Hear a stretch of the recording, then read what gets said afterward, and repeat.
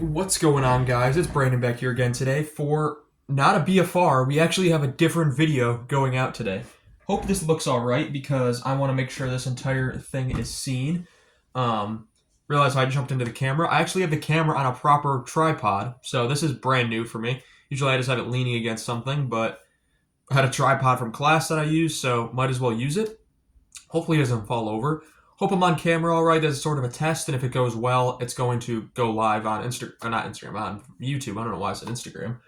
But we're talking about the Four Nations Faceoff. I wanted to do a recap of it, wanted to go over it more in detail, and what I thought of it in general. Overall, I'm not a big fan of international hockey. I never really cared about Winter Olympics, IHF, double IHF tournaments, World Juniors, any of that. Like, yeah, if it's on, I'll watch it because it's hockey. But overall, I think the NHL matters a lot more. I don't really get the whole thing of representing your country, why it's such a big deal for many people.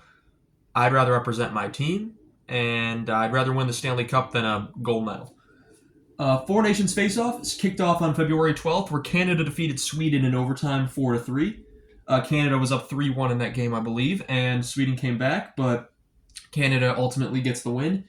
February 13th, USA defeats Finland 6-1, and that was a dominant effort by Brady and Matthew Tkachuk. And Matthew Tkachuk would end up facing now post-tournament. He's pretty injured. He might not return for the rest of the season. Hopefully that's not the case, but overall, very good play by USA coming in.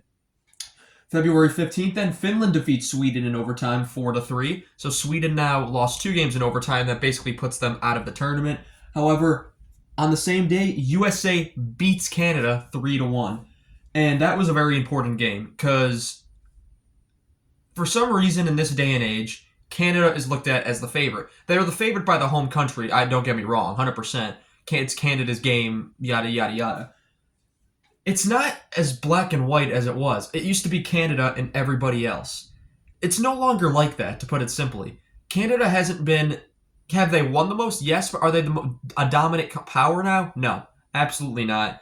If you want to go back to the 80s, it's Canada, Soviet Union, everyone else. And if you want to even go to the late 90s, it's Canada, the Czech Republic, Russia, even the US is in there, Sweden, Finland. It's not, as far back as there, it's no longer Canada's defined game.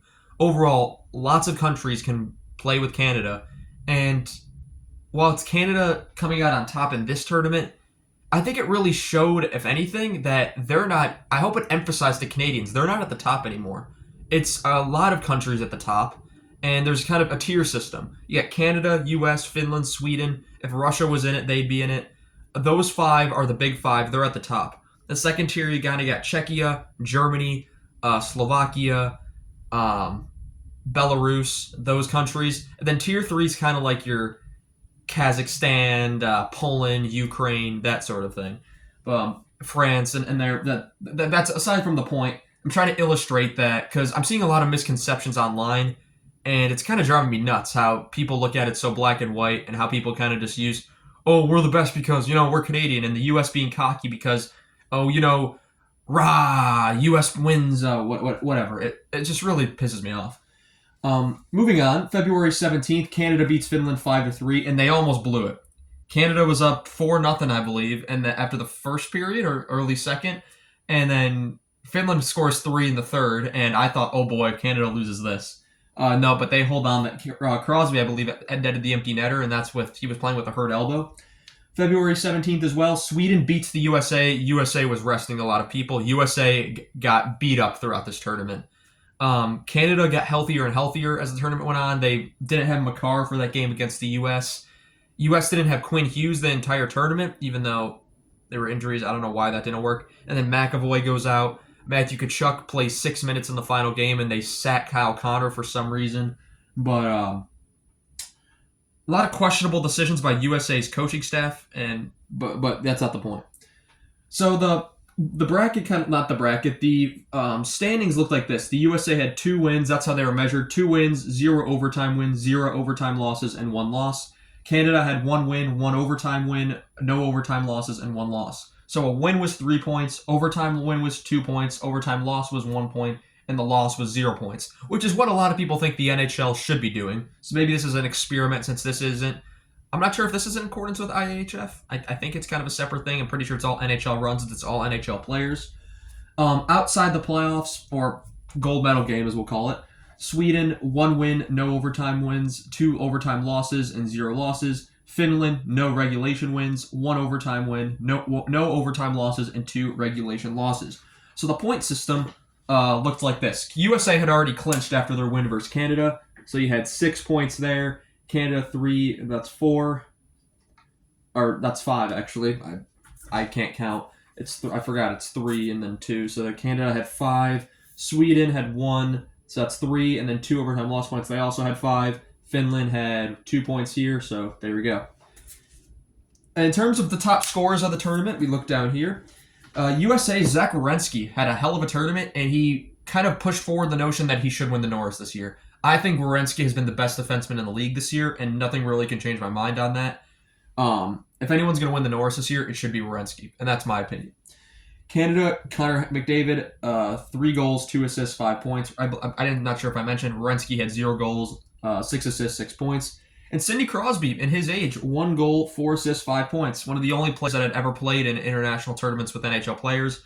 Crosby, D, and Marchand, I believe, were the 3. MVP of the tournament goes to Nathan MacKinnon, and it made sense. Nathan MacKinnon played excellent. He was more dominant than McDavid, and it kind of came to show in the final game versus Canada and the USA. While both were pretty good, McDavid has scores the overtime winner, but MacKinnon really was carrying the play. He was setting up McDavid on a lot of plays, and people are going to say, "Oh, this makes me." That Colorado fans are going to be like, "MacKinnon's the best player in the world." No, that's not how it works. In the final, Canada beats the U.S. 3-2 in overtime in a fantastic game. I think both sides can agree, and this Instagram comments are really just don't even go on it right now. But what a fantastic game these two teams played. And really, USA wins this game running away if it's not for Jordan Binnington. Jordan Binnington has been critiqued. He's been memed. He's been a lot of things. And I knew if Canada had even lost this game, Binnington would have gotten all the blame. Yet he's the only reason they were in it in the first place. Jordan Binnington should have won Best Player of this game. I believe it was McDavid won First Star of the game. No. Binnington stole the show, and he saved the game at least 6 times within the third period and in overtime. That save on Matthews right before McDavid scores really sticks out. Over 15 million people watched. Huge success for hockey right there. People are going to debate, no, we don't want new viewers. Yeah, you want new viewers. Canada, a lot of my friends who don't watch hockey were invested in this, and they were loving it.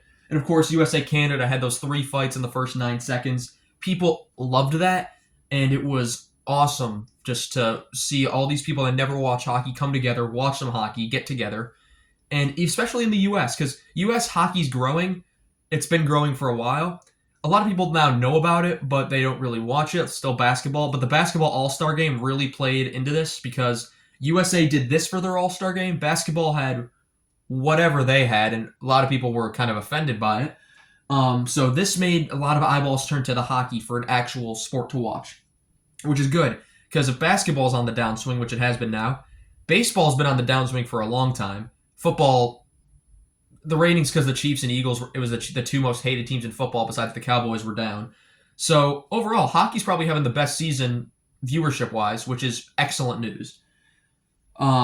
Winter Olympics have been confirmed for 2026 and 2030. Now, that's what they said in 2022, so I'm going to take that with a grain of salt for now. But the new CBA is going to be up in 2026, so hopefully that should allow NHL players to go back over.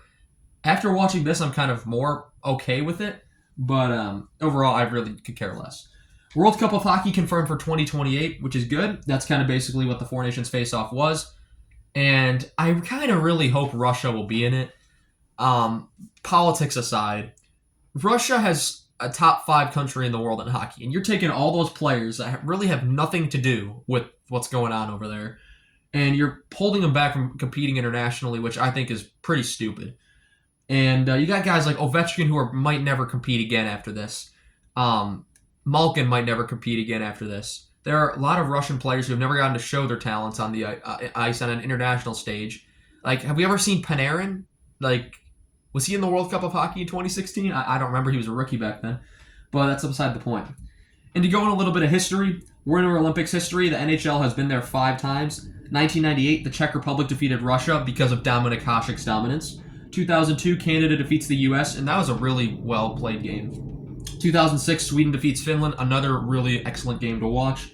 2010, Canada defeats the USA in what might be the best Olympic game in history. I remember being on my couch at my old house when Zach Parise scored the goal with 9 seconds to go, or is it 4 to 9 seconds? And then Crosby gets the golden goal, and it's a golden goal. I've seen that clip so many times. 2014, Canada defeats Sweden. That was all right. I mean, but I don't really remember too much of that. I remember 2010 a lot more. And then World Cup of Hockey history, 1996, of course, the U.S. A lot of people see it as an upset against Canada. I still say that's the best show of talent of all the countries combined. 1996 World Cup of Hockey, the U.S., the Russians, the Canadians, the Swedes, the Finns. Finns not so much. They were still had to rise a little bit. But especially the U.S., Russia, Canada, Sweden, best talent I've ever seen put together on the ice for all 4 of those teams. 2004, Canada defeats Finland in that World Cup of Hockey to reclaim the title. 2016, I really put an asterisk there because they had a Team Europe and Team North America for like 23 and under players. It was weird, but Canada ends up defeating Team Europe in the final. And then before that, the World Cup of Hockey, it was the Canada Cup. Canada won 4 of those 5 Canada Cups. The USSR, formerly the Soviet Union, they won 1 of those as well. But yeah, that's going to look into the history, how the tournament did, what the future holds. And to overall, just let me know in the comments, what did you think of this tournament? Because overall, I think it was a huge success for hockey, and that's the main thing. It wasn't about who won. It wasn't about if Canada, the US, Sweden, or Finland won. That was just all fanfare. It was about what viewership is this going to get, and can they go back to the Olympics and make a big impact? Because a lot more people are going to be watching the Olympics because it's a very global thing. And how can that 15 million viewers for that gold medal game go up? Can that go 20 million, 30 million, 50 million, 100 million? I doubt it, but that would be pretty awesome. But yeah, that's going to be all I have for you guys on this one today. I want to thank you all so much for watching. I really hope I don't have to do this video over again because I think this came out really well. The board's back for today, and there's the trade deadline coming up, so we'll talk about that soon. But I want to thank you all so much for watching this video, and leave me your thoughts down below because I'm very intrigued to hear what you thought. Anyway, guys, have a good one.